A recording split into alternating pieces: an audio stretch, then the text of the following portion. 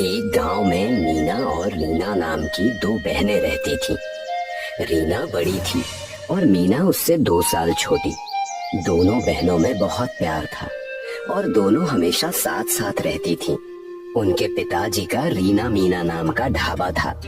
उनके पिताजी की मृत्यु के बाद रीना और मीना दोनों मिलकर वो ढाबा चलाती थी। मीना, कल सुबह हमें सब्जियों का स्टॉक लेने चलना है, तुम्हें याद है ना? हाँ, मुझे अच्छे से याद है। मैंने काका को कह दिया है कि सुबह अपनी वैन तैयार रखे। अच्छी बात है, आओ मिलकर हम पिछले महीने का हिसाब कर लेते हैं। दोनों बहनें मिलकर इसी तरह ढाबे का हर काम साथ साथ करती थीं। दोनों में आज तक कभी मनमुटाव नहीं हुआ था। दोनों ही बड़े प्रेम भाव से रहती थीं। अगले दिन सुबह, रीना उठ जाओ, चलो जल्दी हमें निकलना चाहिए। रीना कोई भी जवाब नहीं दे रही थी, तो मीना रीना को छू कर देखती है तो उसे पता चलता है कि रीना को बहुत तेज बुखार है। अरे ये क्या? रीना का तो पूरा शरीर गर्म है, अचानक से इतना तेज बुखार कैसे हो गया इसे? मुझे तुरंत किसी अच्छे डॉक्टर को बुलाना चाहिए।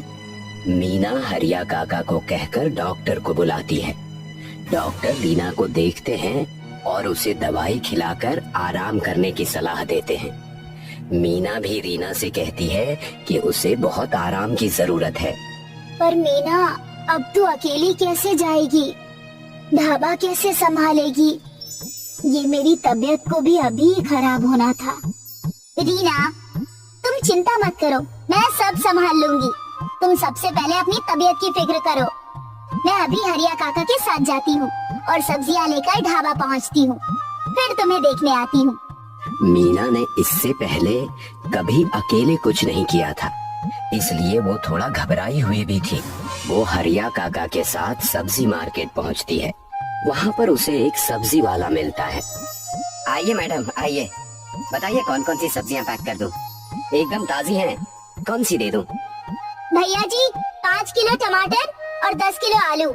अरे मैडम, भैया जी ना बनाइए, मैं तो आप ही की उम्र का हूँ। मैं राहुल, नाम तो सुना ही होगा। जी जी बिल्कुल, ठीक है। तो राहुल जी। राहुल और मीना की इसी तरह से बहुत बातें होने लगती हैं। उसके बाद से मीना सारी सब्जियां राहुल से ही खरीदती है और उसे अपने ढाबे की सारी जानकारी दे देती है। हाँ, मैं और मेरी बड़ी बहन मिलकर चलाते हैं और हम दोनों में आधा आधा पैसा बच जाता है। मेरे पापा नहीं है, मेरी बहन बहुत अच्छी है, मेरा बहुत ख्याल रखती है। राहुल मीना की सारी बातें बहुत ध्यान से सुनता है। उसके बाद वो कहता है, मीना, तुम मुझे अच्छी लगने लगी हो। क्या तुम मेरे साथ मेरे घर चलना चाहोगी? हाँ, पर मुझे तो अभी ढाबे पर जाकर काम करना है ना। आज तो मेरी बहन भी नहीं है, न जाने मैं अकेले सब कुछ कैसे कर पाऊंगी। ठीक है, चलो मैं तुम्हारे साथ चलता हूँ, फिर तुम्हें अकेले कुछ करना भी नहीं पड़ेगा और मैं तुम्हारे साथ समय भी बिता पाऊंगा। मीना राहुल को भी अपने साथ ढाबे पर ले आती है। ढाबे को देखकर राहुल कहता है, तुम्हारा ढाबा तो बहुत ही अच्छा और बड़ा है, बस एक ही कमी लग रही है कि इसका नाम रीना मीना ढाबा नहीं बल्कि मीना ढाबा होना चाहिए था। तुम इतनी खूबसूरत हो, इतनी मेहनती हो, मेरी तो इच्छा है कि इसका नाम मीना ढाबा हो। नहीं, तुम कैसी बातें कर रहे हो? ये काम हम दोनों बहनों की मेहनत से चलता है, इस वजह से इसका नाम रीना मीना ढाबा ही रहेगा। अब मैं हूँ ना तुम्हारे साथ मेहनत करने के लिए, अब तुम्हें अपनी बहन की क्या जरूरत है? सोचो, ये पूरा ढाबा अगर तुम्हारे नाम पर हो जाएगा तो हम कितनी अच्छी जिंदगी जी पाएंगे। रीना की तबीयत कुछ दिन और खराब रहती है। इधर राहुल मीना को धीरे धीरे रीना के खिलाफ भड़काने लगता है। वो उससे कहता रहता है कि तुम ये ढाबा अपने नाम करवा लो और फिर मैं तुमसे शादी कर लूंगा और हम दोनों मिलकर एक खुशहाल जीवन बिताएंगे। मीना धीरे धीरे उसकी बातों में आ जाती है और फिर ढाबे के पेपर बनवाकर रीना से गलत तरीके से साइन करवा लेती है। रीना की तबीयत ठीक नहीं होती, इसीलिए वो बिना कुछ पूछे पेपर पर साइन कर देती है। इसके बाद मीना ढाबे का नाम रीना मीना ढाबे से मीना ढाबा कर देती है और राहुल के साथ रहने लगती है। अब रीना की तबीयत ठीक हो जाती है और वो ढाबे पर आती है। वो राहुल को पहली बार देखती है तो राहुल को देखकर ही उसे लगता है कि ये आदमी ठीक नहीं है। मीना, ये सब तुमने क्या कर दिया है? ये हमारा बोर्ड क्यों चेंज कर दिया है? और ये आदमी कौन है? अब ये ढाबा मेरा है, तुम्हारा इस पर कोई अधिकार नहीं है। तुम चाहो तो मैं खुद तुम्हें पेपर दिखा सकती हूँ। तुम्हारे लिए अच्छा होगा कि तुम यहाँ से हमेशा के लिए चली जाओ और मुझे और मेरे प्यार को शांति से ये ढाबा चलाने दो। रीना समझ जाती है कि इसी ने उसकी बहन के कान भरे हैं। वो उस समय झगड़ा करना सही नहीं समझती।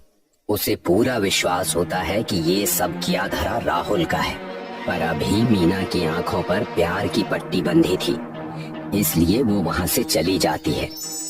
उसके बाद मीना ढाबा के सामने एक छोटी सी गुमटी में रीना ढाबा नाम का अपना काम शुरू करती है। पर जाने माने मीना ढाबा के सामने लोग रीना के ढाबे पर नहीं आते हैं। अब मुझे कुछ ऐसा करना पड़ेगा कि मेरा ढाबा खूब चलने लगे और फिर मैं मीना को सच्चाई बता सकूं और उस राहुल के चंगुल से छुड़ा सकूं। रीना बहुत सोचती है और फिर उसे एक आइडिया आता है।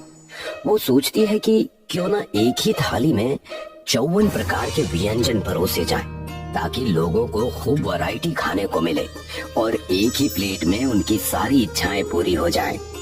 ऐसा कुछ अलग करने से उसके ढाबे पर लोगों का आना बढ़ने लगेगा। हाँ, ये आइडिया बहुत अच्छा लग रहा है। मैं इस थाली का नाम बाहुबली थाली रखूंगी।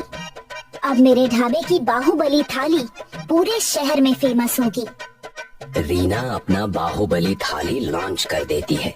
देखते ही देखते उसकी बाहुबली थाली पूरे शहर में फेमस हो जाती है और उसका रीना ढाबा बाहुबली रीना ढाबा के नाम से जाना जाने लगता है। वो बहुत पैसे कमाने लगती है और अपने ढाबे को बहुत बड़ा बना देती है। उसके सामने अब मीना ढाबा चलना बंद हो जाता है। एक रात को जब वो अपना ढाबा बंद कर रही होती है तो उसे सामने से चिल्लाने की आवाज आती है।